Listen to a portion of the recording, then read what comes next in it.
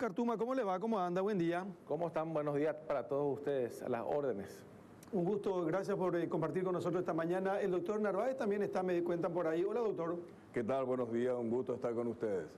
Gracias, un gusto también, doctor. Abogado Narváez, usted representa al señor Reiner y a la señora Lilian en el caso Juliet. Así mismo. Y el doctor Tuma representa al papá biológico de Juliet. Así es. Bueno, doctor Tuma, ustedes que entraron en esta última semana, en estos últimos días con mayor fuerza posiblemente ante un pedido que se hace desde Europa, desde el propio padre biológico de Juliet, ¿qué tienen como información? ¿Qué saben ustedes? ¿Qué es lo que pasó? Porque miren que estamos llegando a 40 días de la desaparición de la niña y por lo menos nosotros no tenemos datos o información que nos permitan decir con propiedad qué es lo que pasó y dónde está ella o cómo está ella. El día jueves nosotros tuvimos una reunión con los 4 agentes fiscales de 3 horas y media aproximadamente, porque teníamos muchas versiones, que es lo que muchas veces daña no solamente la investigación, sino el proceso. Y quiero decirte que salimos muy satisfechos, nos aclararon todas las dudas, no podíamos acceder a la carpeta fiscal, ellos nos explicaron el porqué. Dentro de la fiscalía no existen fotocopiadoras y ellos no quieren sacar el expediente del resguardo de los agentes fiscales, entonces entendemos, pero está ahí a disposición para que podamos ojear, por lo menos hemos accedido a eso para comunicar al padre lo que se encuentran. Y le hemos preguntado de todos, le hemos preguntado si alguno, las hipótesis, qué es lo que ellos pensaban. Y hoy, como ellos refieren, de entre 15 y 20 días aproximadamente van a estar los resultados de todos los informes técnicos que se realizaron en todo sentido. Entonces ahí seguramente vamos a tener un mejor panorama. Hoy nosotros no desechamos ninguna hipótesis, para nosotros todos son sospechosos, hasta tanto esa hipótesis no se vayan descartando de acuerdo a los elementos de pruebas ya con informes técnicos a la vista, nos pueda dar la conclusión de que la hipótesis A tiene más fuerza que la hipótesis B. Pero eso es lo que nosotros conversamos con ellos y nos aclararon, como te dije, todas las dudas en cuanto a quiénes prestaron, qué testimonios existen en el expediente, las pruebas periciales que se hicieron. O sea, salimos bastante satisfechos y estamos muy confiados que cuando vengan esos informes vamos a tener un panorama mucho más claro de qué es lo que ocurrió. Abogado Narváez, Sí.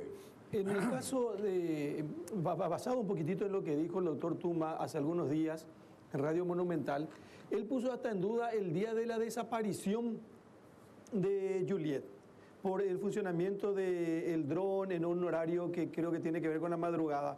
¿Ustedes se ratifican de que ella desapareció en aquella mañana del 15, creo que fue, doctor? Claro, no hay nada en que ratificarse, esa es la realidad de lo que pasó. Esa información yo no sé de dónde la sacaron, pero el chip del dron, tanto el accesorio como el que está dentro del aparato, recién fueron extraídos. Uno el lunes 18, el lunes pasado, y otro ayer día viernes, para entregarle al aperito para que en un plazo de 10 días hábiles presente su informe al juzgado. Es decir, ese chip todavía nadie lo vio, nadie lo estudió, lo está haciendo ahora el aperito. Cuando ella presente su cuestión, su informe, entonces ahí recién se va a saber qué pasó con ese dron. Pero le adelanto que no hubo ningún sobrevuelo de dron el día 14. Yo he consultado con mis clientes. Además es una cuestión muy sencilla.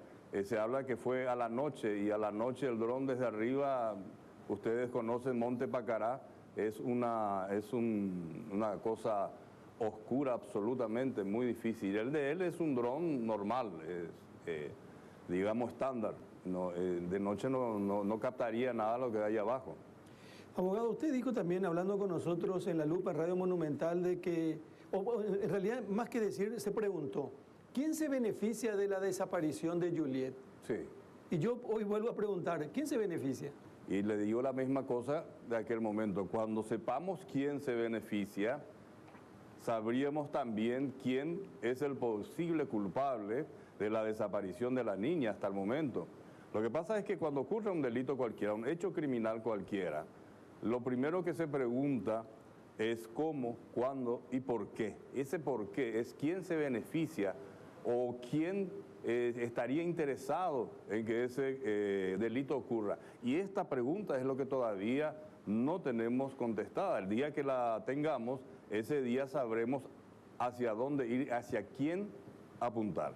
Y su investigación fue un poco más allá cuando usted se refirió en algún momento que había gente que recibía dinero desde el exterior. Nosotros estamos investigando todas las cuestiones inherentes a la desaparición de la niña. Coincido acá con Oscar cuando dice todos son sospechosos, todos son sospechosos. Y hay que investigar a todos. Es decir, yo no le puedo tener a Juan como sospechoso y no investigarlo. Después se va desechando. Perdón, Oscar Tuma, ¿quién se puede beneficiar de una cuestión como esta? Y tenemos que esperar que salgan los informes. Como te dije, nosotros tuvimos mucha información y hemos hablado del día 14. Los fiscales están manteniendo y están estudiando esa posibilidad. Le hemos preguntado lo del dron. Hay una fotografía, ellos nos confirman que efectivamente hubo un vuelo a la madrugada del día 15, pero tienen que determinar si los horarios de repente, viste que la tecnología cambia y puede ser que los horarios haya volado a la tarde, pero te marque la hora de la madrugada. Es probable. Y es lo que están analizando. Nos manifestaron que hubieron 4 vuelos. Entonces son las circunstancias que nos dan a suponer que tendríamos que retrotraer al día 14. Y ellos están haciendo también el estudio el día 14. Hay muchas, no digo dudas, pero hay muchas preguntas que realizarnos, que la única forma de poder determinar cuál de los testigos está diciendo la verdad, cuál de los testigos está mintiendo, es cuando tengamos todo ese informe, porque creo que se está haciendo también los cruces de llamada, determinar la posición exacta donde se encontraban las personas. O sea, hoy hay una contradicción, de acuerdo a lo que nos dicen las fiscales, prácticamente de todas las personas que hoy están bajo el manto de sospecha. Ahora, doctor Tuma, en algún momento hablábamos en la radio en esta semana de gente que se acercó hasta ustedes a dar datos, pero que tenía mucho temor. ¿A qué obedece ese temor? ¿Y hacia quién? ¿De dónde viene el temor? ¿Tienen miedo de quién? ¿Del padrastro? ¿De alguna persona del entorno del padrastro? ¿Hacia dónde está dirigido ese temor? Se abrió una investigación en torno a... Porque cuando ocurren hechos como este, donde se da dentro prácticamente de un ámbito familiar, todo el entorno familiar y todo el entorno de la amistad de la familia tiene que ser investigado, que es lo que se está haciendo. Sí. Y bueno, dentro de ese entorno de amistad del padre, se recibió información de algunas personas que estaban, ¿verdad?, con algunos antecedentes. Y creo que la Fiscalía hizo la investigación. Y como yo digo, es importante hoy no desechar ninguna hipótesis. Claro. Y ir estudiando todas las probabilidades. Si de los allanamientos no se encontró nada, se va desechando esta hipótesis. Y bueno, nos quedan 3 y vayamos por esas 3. Se está en ese camino, entonces hoy yo te puedo decir que todavía nadie está en condiciones de sacar del tablero de posibilidades ninguna de las hipótesis que también maneja la Fiscalía y que manejamos también nosotros. Y la Fiscalía maneja la hipótesis de un accidente con conocimiento solamente de la pareja sentimental de la mamá de Juliet. Un accidente con una responsabilidad tanto de la pareja y de la mamá. O a que a la niña le llevaron un grupo de personas que por un tema comercial seguramente querían mandar un mensaje a la pareja sentimental de la mamá. Son las hipótesis. Perdón, Fito, ¿lo del accidente qué es? Es una hipótesis. Son las hipótesis que Pero ¿cómo? ¿En qué circunstancia? Y bueno, eso es lo que los diferentes levantamientos que se hicieron. Te voy a explicar. Y conforme a el accidente a causa del vehículo, se maneja la posibilidad de que se haya caído golpeado por una piedra. Entonces, todas esas hipótesis hoy no podemos desechar. Ahora, ¿cuándo vamos a ir desechando cada una de ellas? Cuando recibamos los informes técnicos que hoy están en análisis. A ver, doctor Narváez. Bueno, En primer lugar, una cuestión preocupante de lo que dice Oscar. Les cuento por qué. Nadie puede saber todavía lo que hay en los teléfonos, lo que hay en el dron, porque como me dijo el fiscal Maldonado, los técnicos de la Fiscalía no quieren tocar eso a no ser que sea a través de una orden judicial. Para eso se está haciendo la extracción de datos el día 18, ayer, y se van a hacer más porque hay más elementos que fueron recolectados en los últimos allanamientos. Si el fiscal dice de que probablemente haya fotos o que se vio que el dron estuvo volando, entonces quiere decir que ya manipularon las pruebas. Eso quiere decir que tocaron las pruebas antes de que vaya a sede judicial y se entregue al perito. Eso es preocupante, porque eso no pueden hacer. Y si lo hicieron, es absolutamente nulo. Anula esa prueba. Eso no puede ser. Otra cosa, el tema de los accidentes. Es lo que yo siempre dije. La Fiscalía busca un cadáver. Ellos desde el primer momento buscaron un cadáver. Y el tema del accidente era algo patente. Tanto es así que en los últimos días, antes de que se publicara el tema del resultado de la luminiscencia, habían personas que aseguraban de que la camioneta del señor Reiner había atropellado a la niña. ¿Por qué hacían esta aseveración? Porque se habían encontrado luminosidades en la parte delantera y la rueda delantera izquierda del señor Reiner, de la camioneta blanca del señor Reiner. Pero esa luminiscencia sale no solamente con sangre, puede ser con semen, sudor, orina, es decir, no es solamente sangre. ¿Qué pasó? Cuando se hace el estudio de laboratorio sale que eso no es sangre. Entonces ahí una gran hipótesis, que es sobre la cual estuvieron trabajando los fiscales todo el momento, se desbarata, cae. Es más, en los primeros días que yo empiezo a actuar, en este caso, los fiscales me dicen: decirle a tu cliente que si se accidentó, es un accidente y vamos a plantearlo así, como una muerte accidental. Y es que no hubo tal cosa, pero ellos estaban convencidos de que eso ocurrió. Imagínense, me dice, hablarle a tu cliente. Si es accidente, vamos a plantearlo así. Y no es así. Entonces, cuando todo esto se levanta, no fue la camioneta, ellos se quedan sin esa hipótesis sobre la que trabajaron, entonces empiezan a trabajar en otras. Y hay que trabajar en todas las hipótesis, eso estamos totalmente de acuerdo. La niña no pudo haber desaparecido sola. Y doctor, ¿qué dice su cliente, el señor Oberhuber, respecto al temor que manifiestan algunas personas que van y hablan de lo que probablemente ocurrió con Juliet? ¿Por qué hay temor? Porque si se da una desaparición de una niña, me imagino todo el entorno, todas las personas que conocen a la familia de la niña, van a querer colaborar con la investigación sin temor alguno. ¿Por qué hay temor? Yo no sé si hay temor. Es lo que dicen, para empezar. Para continuar, mi cliente no es ningún mafioso, es un inversionista. Ahora, todo el que está alrededor, los amigos que le hablan, que le ayudan, todos están siendo allanados en su domicilio. El temor no es de la gente de afuera, el temor es de los propios amigos. Tratan de aislarlo a mi cliente.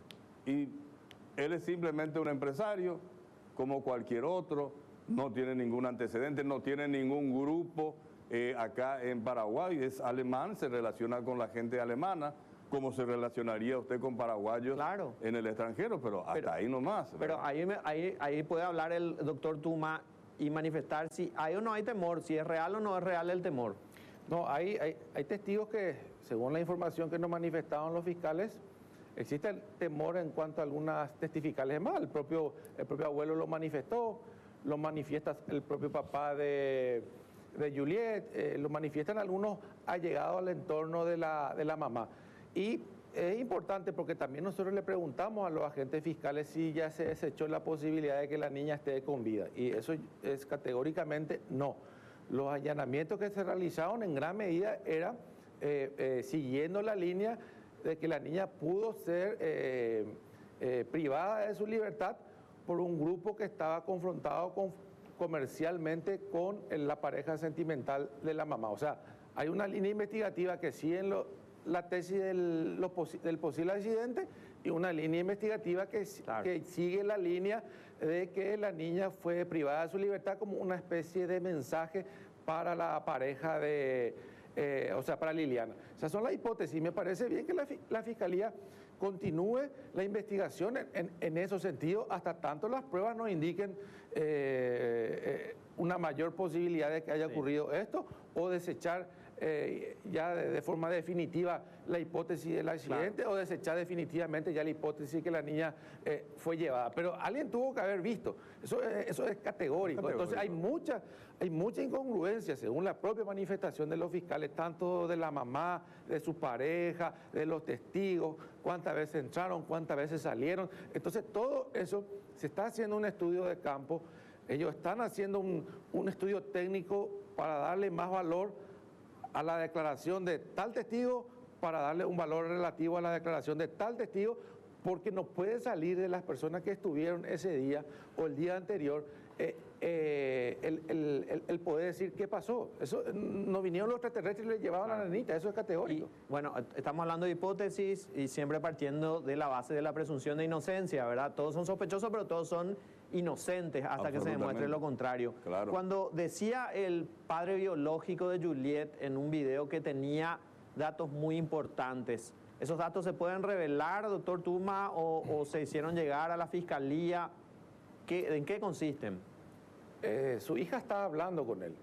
Lo que pasa es que es muy diferente la gravedad del hecho, que para él puede ser un hecho grave que no tiene nada que ver con la investigación, ¿no? Él hizo una referencia, pero no se puede tomar de forma literal en torno a la investigación. De repente a él le puede parecer un hecho grave la condición en que estaba, o alguna situación que no tiene nada que ver con la investigación, pero está comenzando a hablar más con el papá.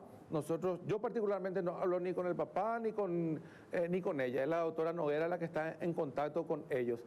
Pero no recibimos ninguna información todavía que podamos nosotros decir una información importante que va a desviar el curso de la investigación y nos va a guiar hacia un responsable, hoy por lo menos del papá, de lo que Charlotte le haya manifestado. Es más, hasta le recomendamos que vea la posibilidad de hacerse un estudio psicológico allá.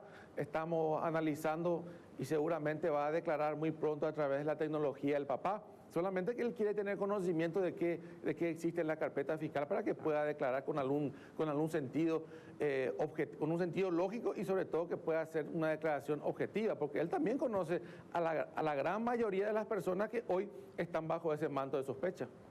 Ahora, doctor Narváez, ¿cómo tomaron ustedes el pedido que hace el señor Tuma y otros abogados con respecto a un estudio de toxicología, tengo entendido, a el padrastro y a la mamá de Juliet? De ninguna manera, porque eso fue rechazado de plano por la jueza, así que no es un pedido que no corre, no tiene sentido, no nos vamos a expedir sobre eso. Lo que sí quiero hacer una puntualización en cuanto al tema de las amenazas. El señor Rufino Zapata, en un diario justamente de última hora, había dicho que había recibido la información de un traductor de que supuestamente un grupo muy fuerte de alemán amenazaba su vida, su existencia. En base a estas declaraciones periodísticas, nosotros el jueves, presentamos ante la Fiscalía un pedido formal para que lo llamen al señor Zapata a declarar, que diga quién es el supuesto traductor que le pasa esta información y que evacue ante la Fiscalía toda la información que tenga sobre cualquier tipo de grupo, sea alemán o no, que le esté amenazando a él o a su familia. Ese pedido está en la Fiscalía y tienen que fijar día y hora para que el señor Rufino se presente, se ratifique sobre lo que dijo, identifique al traductor y las demás personas que le dicen que hay una amenaza en su contra, porque nosotros no tenemos nada que ver en este tema. El señor Oberhuber es una persona que ha puesto a disposición de la Fiscalía todos los documentos de su comercio. Él no tiene disputa comercial con ninguna persona, ni grupo de personas, ni en Alemania, ni en el Paraguay. Eso no es cierto, no existe. Y él puso todo, originales, y si ustedes quieren ver dónde sale el dinero, quiénes son los inversionistas, de dónde viene el dinero, acá está todo. Y eso lo sabe Colmán, lo sabe, porque frente a mí él les ofreció esa prueba en uno de los allanamientos. Así Doctor, que no hay problema en esa. Sí, doctor Narváez, ¿ustedes van a pedir la libertad de la señora Lilian y del señor Oberhuber en algún momento? Porque están imputados y con prisión preventiva por supuesta violación del deber de cuidado. ¿Se plantean pedir la libertad de ellos para que puedan litigar o ser investigados en libertad? Ya pedimos, ya hicimos un pedido de libertad, por lo menos una sustitutiva. La jueza rechazó porque asegura de que existe peligro de fuga porque el señor Reiner y la señora Lilian Zapata son personas con mucho poder económico. Es decir, no analizó el expediente. Pero aunque fuera así, quiere decir que si usted ahora es una persona, como dice la jueza, pudiente y se le acusa de algún delito, ya no va a poder salir, porque si usted tiene dinero, es sospechoso que se escape, que haga un montón de cosas. Se apeló, ¿no es cierto? Y el Tribunal de Apelaciones confirmó. ¿Pero por qué es esto? Este caso no es cualquier caso, está en los medios todos los días. El malo de la película es el señor Reiner, es el lobo feroz, y la señora Lilian, pobrecita, es la mala madre. Entonces, los jueces a veces tienen conocimientos, pero no tienen la valentía de resolver según derecho. Y eso hace que no sirva de nada sus conocimientos y que ese cargo le quede muy, muy grande. Aclarando, por supuesto, que esta decisión de primera instancia la tomó una jueza interina, no la actual jueza. Esto también porque a veces haciendo estas aseveraciones puede afectar a una persona que en realidad no es responsable de lo que pasa. La doctora actual de garantías, que es la original, no fue la que firmó esa resolución, fue una interina, una jueza de la niñez y la adolescencia, y bueno, así nos manejamos. Es una pregunta para los dos. ¿Cómo ven el trabajo de la Fiscalía? Porque en apariencia parecía un caso simple y luego se convirtió en un misterio y ya tiene demasiadas aristas desde, bueno, hasta las más escabrosas se analizan. ¿Ustedes ven un trabajo de la Fiscalía que puede llegar a la profundidad de lo que aparenta este caso? Nosotros teníamos nuestras dudas porque también recibía un montón de información y había mucho silencio en cuanto a la investigación. Pero cuando nos reunimos con los fiscales, nosotros salimos conformes.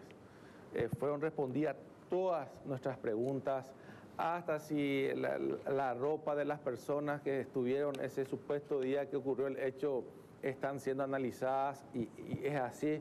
O sea, salimos conformes porque a cada pregunta que nosotros les hacíamos, ellos nos manifestaban de que se realizaron esas pruebas y que están analizándose con algunas informaciones previas como es natural. También nos manifestaron de que es muy difícil trabajar de forma rápida porque la mayoría de las informaciones que se van bajando y recuperando están en alemán. Entonces hay que traducir de vuelta, no con programas, sino tiene que haber un traductor. Entonces eso también dificulta el estudio de campo, el cruce de llamada. O sea, salimos bastante, muy satisfechos porque prácticamente ellos realizaron todas las diligencias que había que realizar en un hecho como este. Ahora están esperando los informes por lo complejo y por lo que se dificulta por el idioma en primer lugar, por la variedad de incongruencia entre los testimonios.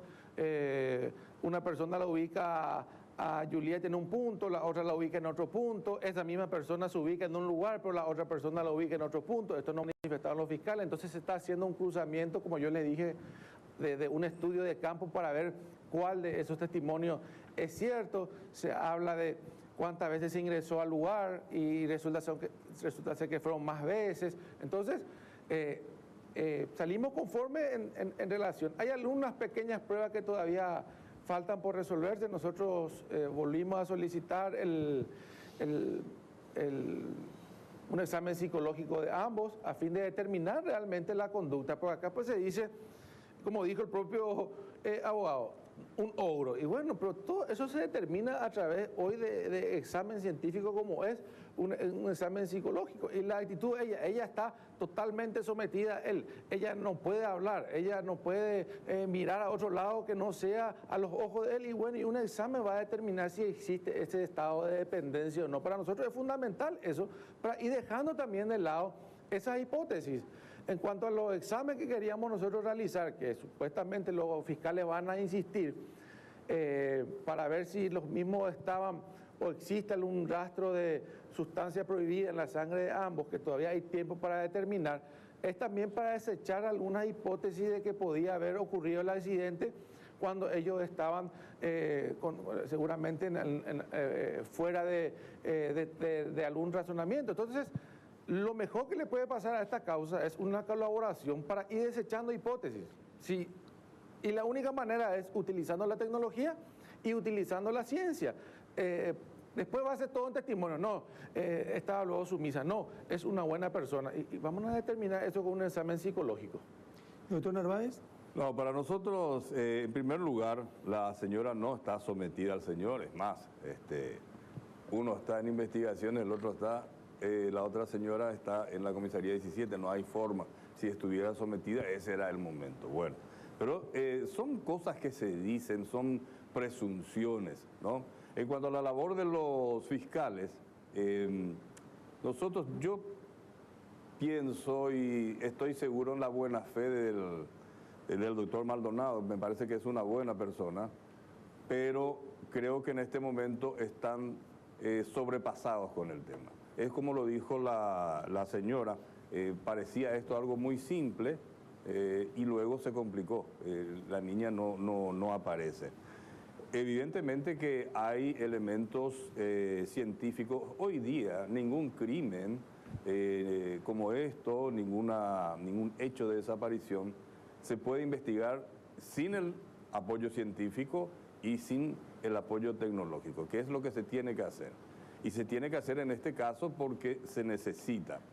Hicieron 30 allanamientos. Hicieron allanamientos de personas que decían que eran testigos y legalmente usted no puede allanar la casa de un testigo, solamente de un sospechoso. Estamos violando la ley. Yo creo que ellos tienen la buena intención, hicieron todo lo que se puede hacer, recibieron toda la colaboración de nuestros clientes, tanto de la señora Lilian Zapata como del señor Reiner Oberhuber. Acá a la policía ni a la fiscalía se le negó ningún tipo de información, ¿sí? Se le pasó completo, ellos tienen todos los documentos, tienen todos los nombres de los testigos, todo, ¿sí? Ahora, mis clientes no son ni fueron adictos. No hay problema si quieren hacer la prueba, no existe ningún problema, pero que se haga por la vía procesal que corresponde. ¿Me entienden? Es decir, en este momento el señor Estefan, con el poder que presentó, no es parte, ni puede ser. Si piden los fiscales, ¿cuál es el problema? No hay ningún problema. Como dice la señora Lilia, yo nunca me drogué, he visto otros sí, pero ella no.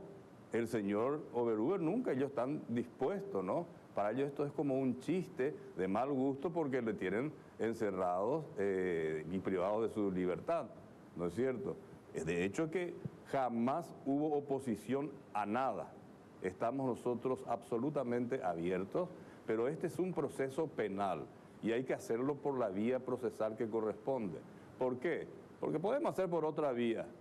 Pero ¿qué implicaría eso? Que en algún momento se pueda anular todo.